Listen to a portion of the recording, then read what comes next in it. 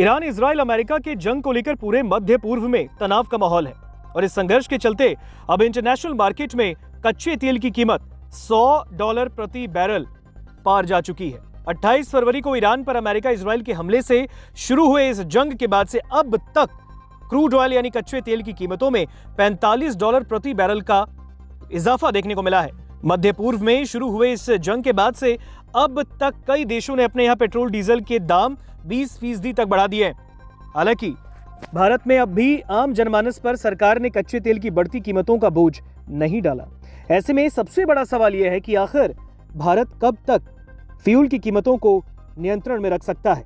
मध्य पूर्व में शुरू हुए इस जंग के बाद से भारत ने अभी तक पेट्रोल डीजल की कीमतों में इजाफा नहीं किया। दूसरी ओर इस जंग में ईरान के विरोध में लड़ने वाली दुनिया की सबसे बड़ी महाशक्तियों अमेरिका अपने यहाँ पेट्रोल डीजल की कीमतों को बढ़ाने से खुद को अब रोक भी नहीं पाया है। वहां दाम बढ़े हैं। 28 फरवरी के बाद से यूएस में पेट्रोल डीजल की कीमतों में 20% तक का इजाफा देखने को मिला। ईरान में चल रहे इस जंग का असर भारत के पड़ोसी देशों पर भी पड़ रहा है।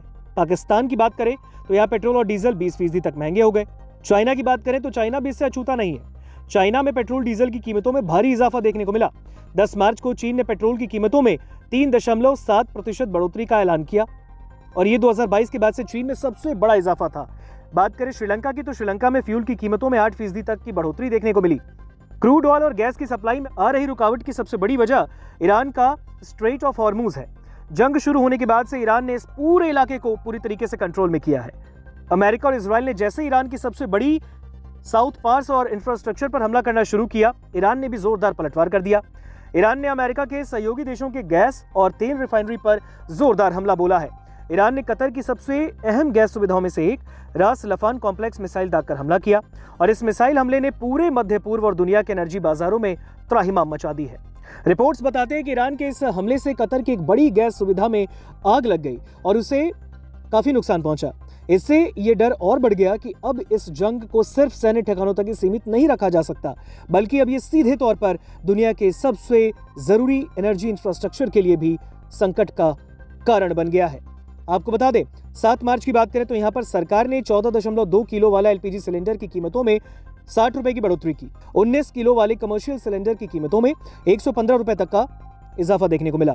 सरकार ने प्रधानमंत्री उज्ज्वला योजना के तहत एलपीजी सिलेंडर पर मिलने वाली 300 रुपए की सब्सिडी को जारी कर रखा है और इस योजना के तहत सिलेंडर रिफिल करने वालों को सिर्फ 12 सिलेंडर रिफिल तक ही सब्सिडी मिलेगी और इससे ज्यादा रिफिल कराने पर आपको खुद ही पैसा देना होगा।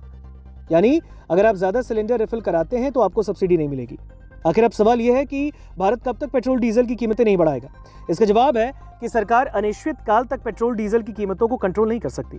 सरकार 1 लीटर पर पेट्रोल पर 19.9 रुपए और डीजल पर 15.8 रुपए की एक्साइज ड्यूटी लेती है। कीमतों को नियंत्रण करने के लिए सरकार इसमें कटौती कर सकती है, जिससे तेल मार्केटिंग कंपनियों पर ज्यादा बोझ ना बढ़े, उन पर प्रेशर ना हो। एक्सपर्ट्स कहते हैं कि पेट्रोल डीजल की रिटेल कीमतें $110 प्रति बैरल तक एक्साइज ड्यूटी कट करके कंट्रोल की जा सकती है। हालांकि सरकार ने अब तक एक्साइज ड्यूटी कम करने का कोई ऐलान नहीं किया, लेकिन अगर इसी तरह वैश्विक स्तर पर क्रूड ऑयल की कीमतों में लगातार इजाफा होता रहा तो ऑयल मार्केटिंग कंपनियां इसका भार आम जनता पर कीमतों में इजाफा करके कम कर सकती है।